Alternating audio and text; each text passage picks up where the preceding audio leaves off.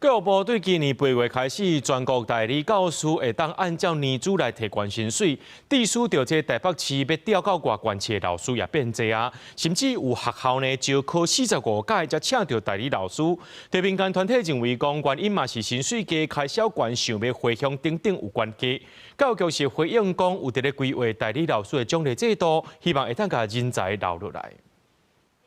教育部自今年8月开始，全国代理教师会使照年资来提悬薪水，这是原本干那台北市才有的制度，今麦变做要全台湾施行。民团认为，这嘛进一步地书最近3年请调外县市的正式老师和代理老师，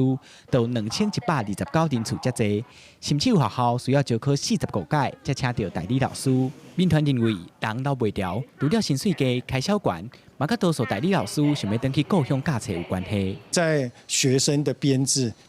比如说一般的一个人数方面去降低班级人数，或者是从学校的一些编制的部分去提升老师的一个，也就是他课可以上的比较少或等等的方式，去减轻这方面的一个压力。 针对老人才的对策，教育局是回应讲，表现优秀的正式教师，根据公立、高级、中等以下学校奖励教师奖金计判要点，大学校有5%的名额会当发奖金。教育局表示，未来除了增加奖励人数，嘛已经咧讨论要甲代理教师加入奖励范围。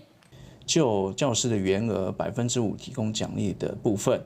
那已经要预计提高10%，113学年度起，公立高级中学每班的人数调降至34人，私立学校则为47人。另外，教育局嘛表示，为着要降低老师工课负担，目前已经有咧降低班级的人数，今来调薪水的部分，教育局讲会继续和教育部参详，希望透过无同方式，和教学第一线的老师，关于继续留伫台北教册。记者桂宗林、林撇凯台北报道。